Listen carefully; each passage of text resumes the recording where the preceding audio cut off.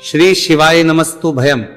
दोस्तों, आप सभी लोग जानते हैं कि 27 फरवरी 2026 यानी शुक्रवार को पड़ रही है फाल्गुन मास की शुक्ल पक्ष आमलकी एकादशी व्रत। और दोस्तों, यह वह तिथि है जो फाल्गुन मास में पड़ने वाली सबसे बड़ी तिथि है, क्योंकि यह शुक्रवार के दिन पड़ रही है और इसका बहुत ही बड़ा और विशेष महत्व होता है। पूज्य गुरु जी ने कहा है कि अगर कभी भी मौका लग जाए और फाल्गुन महीने की एकादशी तिथि शुक्रवार को पड़ जाए तो आप लोगों को 5 गेहूं के दाने वाला उपाय तो अवश्य ही करना चाहिए। इन दोनों का संयोग बहुत ही कम आता है। इसी के साथ में गुरुजी ने अपनी शिव पुराण कथा में बताया है कि इस दिन आपको एक 5 गेहूं के दाने वाला उपाय तो आपको अवश्य ही करना चाहिए, क्योंकि ऐसा दिन पूरे साल में सिर्फ एक ही बार आता है। और दोस्तों, आप सभी लोग जानते हो कि शुक्रवार एकादशी तिथि का अगर सबसे बड़ा कोई उपाय है तो वह 5 गेहूं के दाने वाला उपाय है। तो दोस्तों, शुक्रवार एकादशी तिथि के दिन आप लोगों को इस 5 गेहूं के दाने वाला उपाय को जरूर करना है। बहुत सारे लोग होंगे जिन लोगों ने इस उपाय को न किया हो, मतलब पूरा साल निकल गया, उन्होंने किसी भी दिन इस 5 गेहूं के दाने वाला उपाय को न किया हो। पर दोस्तों, आपके पास एक आखिरी मौका बचा हुआ है, जो कि 27 फरवरी 2026 शुक्रवार एकादशी तिथि के दिन है। इस दिन आप लोगों को इस वाले उपाय को कर लेना है। भले ही आपने पूरे महीने भर इस उपाय को ना किया हो, पर अगर आपने इस फाल्गुन महीने के शुक्रवार एकादशी तिथि के दिन अगर इस वाले उपाय को कर लिया तो आपको इस उपाय को करने का वह फल मिलेगा जिसकी आपने कभी कल्पना भी नहीं करी होगी। इसीलिए आप लोग इस वाले उपाय को एक बार जरूर कर लेना है, ताकि आप लोगों के हाथ से यह मौका ना जा सके और आपको इस उपाय को करने का फल मिल सके। दोस्तों, ये उपाय जी ने अपनी अभी की ही श्री शिव महापुराण की कथा में बताया है जी। इस उपाय को आज हम आपको बहुत अच्छे से समझाने वाले हैं। इस वीडियो को देखने के बाद इस उपाय को समझने के लिए आपको कोई और वीडियो को देखने की जरूरत नहीं पड़ेगी। तो चलिए दोस्तों, उपाय को शुरू करते हैं। देखिए, ये इस फाल्गुन महीने के शुक्रवार एकादशी तिथि के दिन ये इतना खास होता है, इतना महत्वपूर्ण होता है। देखा गया है कभी कभी बड़े बड़े पाठ अनुष्ठान से जो मनोकामना पूर्ण नहीं होते, वह फाल्गुन महीने की शुक्रवार एकादशी तिथि के दिन एक छोटे से उपाय करने से ही आपकी मनोकामना पूर्ण हो जाती है। और बहुत सारे लोगों ने इस उपाय को किया भी है और उनको इस उपाय को करने का फल भी जरूर मिला है। अगर आप लोग भी इस उपाय को करना चाहते हैं तो आप इस उपाय को पहले अच्छे से समझ लेना, सुन लेना, उसके बाद करना। आपको इस उपाय का फल जरूर मिलेगा और इस उपाय को कर लेने से आपके घर में चाहे किसी भी प्रकार की दोहक और समस्या क्यों ना चल रही हो, आपको उसका कारण भी नहीं पता है कि भाई ये समस्या किस कारण से चल रही है, उसका कुछ भी कारण हो सकता है, जैसे पितृदोष हो सकता है या किसी भी तरह का मंगल दोष भी हो सकता है। तो इस दिन आप लोगों को ये वाला उपाय कर लेना है। ये एक ऐसा उपाय है जिस उपाय को अगर किसी विशेष दिन पर किया जाए तो भाई उस विशेष दिन का जो है वह तो हमें मिलता ही मिलता है, पर हमने उस दिन पर इसको किया है तो हमें उससे भी बड़ा फल मिलता है और फल बहुत जल्दी मिलता है, क्योंकि आप इस उपाय को बहुत ही बड़े और विशेष दिन पर कर रहे हो। तो चलिए अब उपाय के बारे में बात करते हैं, लेकिन उससे पहले आप लोगों को यह जानना आवश्यक है कि आखिर ये उपाय किस समय करना है, किसको करना है और कैसे करना है। तो चलिए हम आगे आपको वीडियो में एक एक करके बता देते हैं। लेकिन उससे पहले अगर आप लोग हमारे चैनल पर पहली बार आए हैं या फिर मेरी आवाज पहली बार सुन रहे हैं तो हमारे चैनल वास्तविक जानकारी को सब्सक्राइब जरूर कर लेना और इस वीडियो को लाइक करके कमेंट बॉक्स में श्री शिवाय नमस्तु भयम ओम नमः शिवाय जरूर टाइप कर देना। तो दोस्तों, इस 5 गेहूं के दाने वाला उपाय को हमें इस शुक्रवार एकादशी तिथि के दिन कैसे करना है, किसको करना है, किस समय करना है और कहां पर करना है, ये सारे सवालों के जवाब आपको इस वीडियो में मिल जाएंगे। और जो ये वीडियो देखेगा भाई, उसको 5 गेहूं के दाने वाला उपाय करना चाहिए, क्योंकि इस दिन एक गेहूं के दाने का भी बहुत ही बड़ा और विशेष महत्व होता है। और जब बात आ जाए 5 गेहूं के दाने वाला उपाय की, तो ये सोने पे सुहागा वाली बात हो जाती है और ये एक बहुत ही बड़ा उपाय हो जाता है इस शुक्रवार एकादशी तिथि का। तो अब दोस्तों, इस 5 गेहूं के दाने वाला उपाय को आखिर करना किसको है, सबसे पहले हम लोग वो बात जान लेते हैं। तो देखो, घर की जो बड़ी माताएं बहनें होती हैं, उन माताओं बहनों से कोई भी एक बड़ी माता बहन इस वाले उपाय को कर सकती है। और दोस्तों, अगर आप चाहें तो अपने घर में से सभी सदस्यों को भी इस उपाय को करवा सकते हैं। अगर किसी व्यक्ति की खुद की कोई मनोकामना है, खुद की कोई दुख और परेशानी है जो कि वो अपने लिए ही करना चाहता है, इस वाले उपाय को तो वो खुद अपने लिए भी कर सकता है।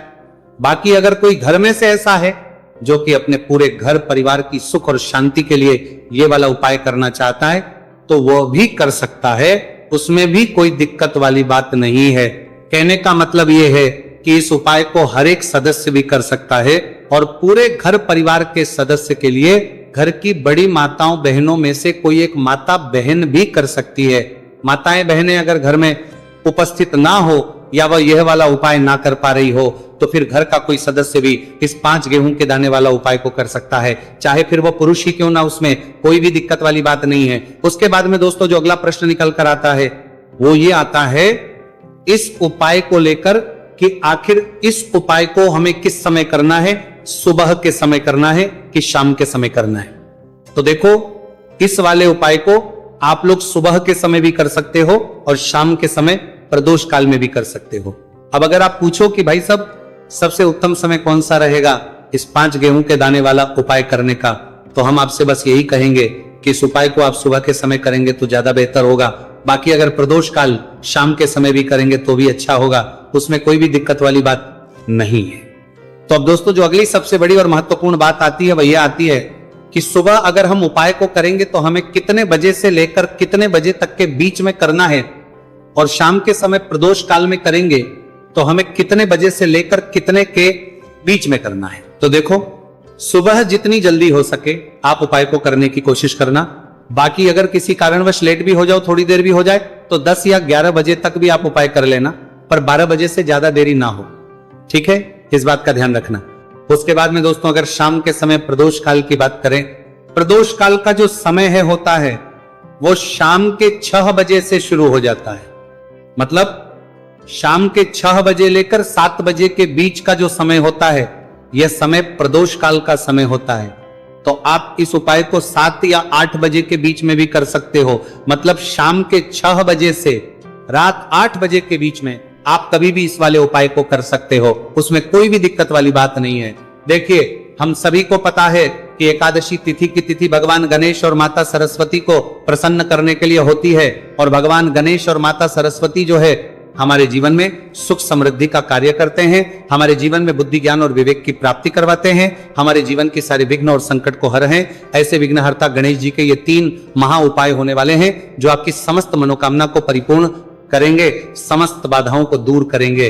देखिए, पहला जो महा उपाय है विशेषकर बुद्धि ज्ञान और विवेक की प्राप्ति के लिए होने वाला है, और दूसरा जो महा उपाय है हमारे जीवन से धन संबंधित सारी परेशानियों को दूर करने के लिए होने वाला है, और तीसरा जो महा उपाय है हमारे जीवन से सारे संकट, कष्ट और बाधाओं को दूर करने के लिए होने वाला है। देखिए दोस्तों, पूज्य गुरु जी की कथा को सुन करके और समझ करके ही आपको समझाने का पूरा प्रयास करूंगा। लेकिन दोस्तों, वीडियो में आगे बढ़ने से पहले वीडियो को लाइक करें।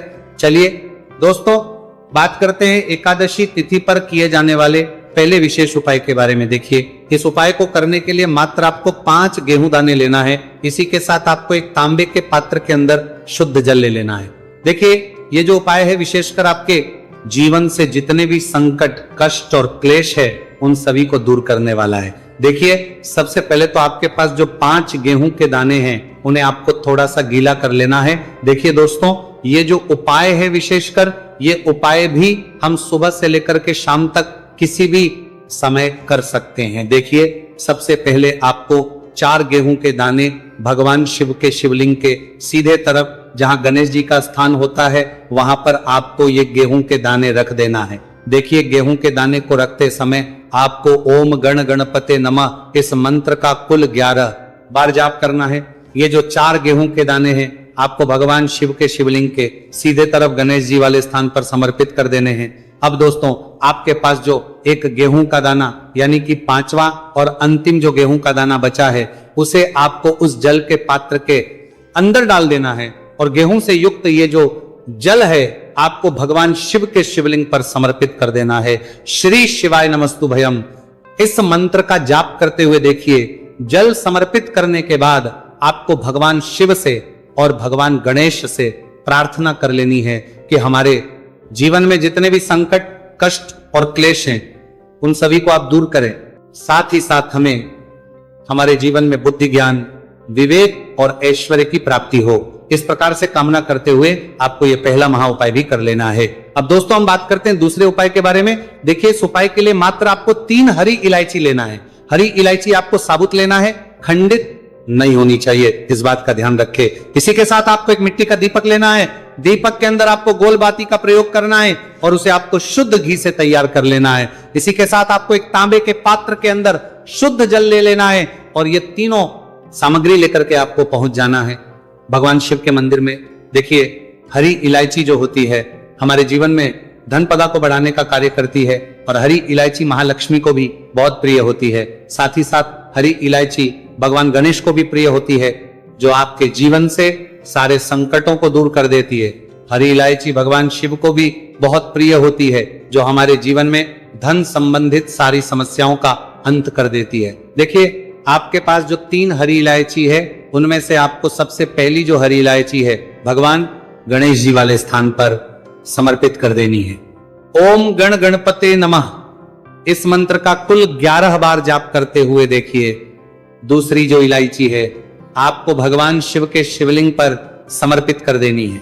देखिए, अब जो आपके पास एक जल का पात्र है उसमें से थोड़ा सा जल आपको, जहां आपने पहली हरी इलायची समर्पित की है गणेश जी वाले स्थान पर, वहां पर समर्पित कर देना है।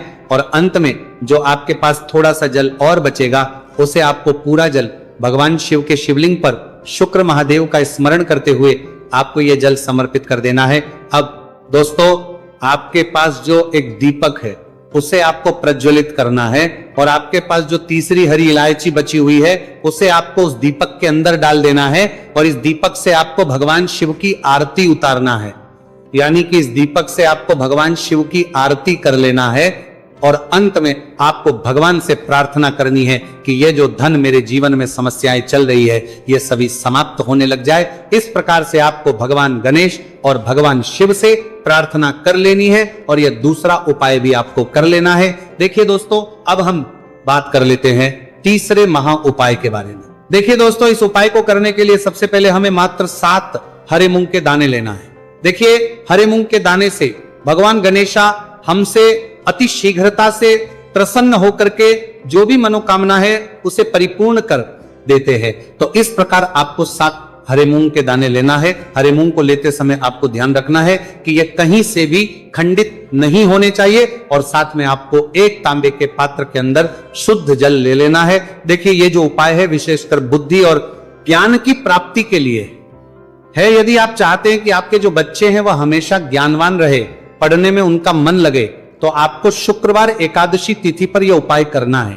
देखिए, ये जो उपाय है आप सुबह से लेकर के शाम तक किसी भी समय कर सकते हैं। देखिए, बहुत से लोग पूछते हैं कि क्या ये उपाय हम घर पर भी कर सकते हैं, तो विशेषकर आप ये उपाय घर पर नहीं कर सकते। देखिए, ये जो उपाय है आपको केवल और केवल मंदिर में ही करना है। देखिए, आपके पास जो 7 हरे मूंग के दाने हैं उन्हें आपको सबसे पहले तो थोड़ा सा गीला कर लेना है। अब देखिए दोस्तों, आपके पास जो 7 हरे मूंग है उनमें से आपको 4 हरे मूंग के दाने अपने सीधे हाथ में लेना है और श्री गणेशाय नमः या फिर ओम गण गणपते इस मंत्र का जाप करते हुए ये जो 4 हरे मूंग के दाने हैं आपको शिवलिंग पर सीधे तरफ जहां गणेश जी का स्थान होता है वहां पर समर्पित कर देना है।